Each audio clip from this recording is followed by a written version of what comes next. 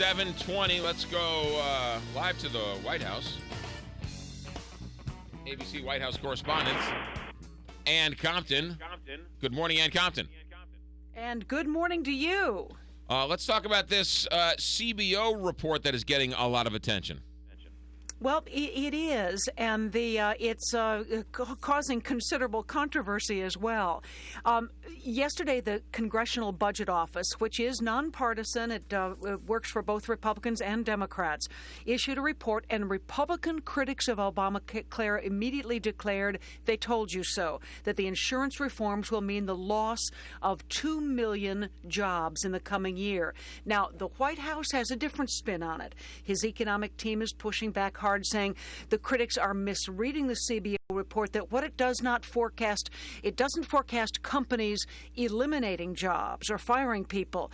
It forecasts that the people will choose to work less. They won't be trapped in low-wage jobs just to keep that insurance. There is going to be a massive political dispute over this, but that's what the White House claims. Ann Compton, this CBO, were they not the ones when the Affordable Care Act first came out said that it would be a benefit to the budget? And it seems like these politicians pick and choose what they want out of these reports.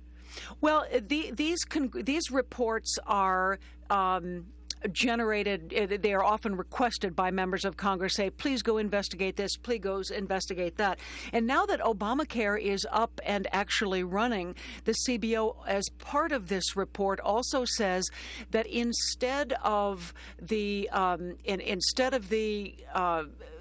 enrollment period, the 6-month period, enrolling as many as 7 million people, the CBO thinks they'll fall short of that they will only get about 6 million. And that means 1 million fewer people actually kicking premiums into the system to keep it going. Yeah, one of the things that's interesting is that people will lose their jobs, or people will choose not to work because they don't need the health insurance from their job. That's a interesting distinction. That's right. Well, the White House gave one example yesterday. If somebody's in a low-paying job or maybe even a part-time job and they are getting federal subsidies to help with their insurance, maybe they were hanging on to that job just because it had insurance attached to it.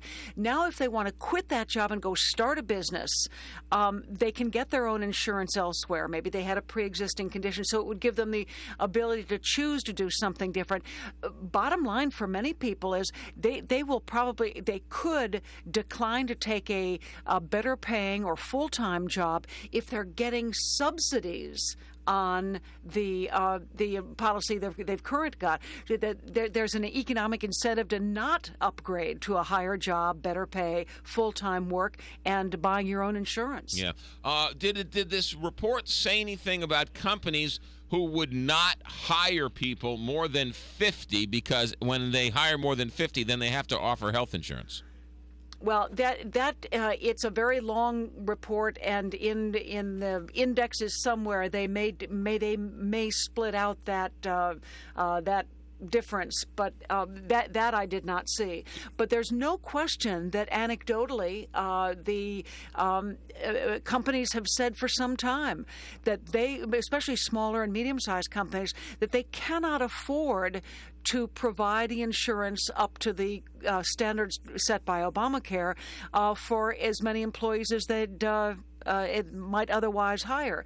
And there are unquestionably bosses who are saying they are not going to either create or fill positions because they just can't afford the health care component. Interesting stuff. Ann Compton, ABC News White House correspondent. Ann, thanks for checking in. Have a good day. And always a pleasure to talk to you. Thank you.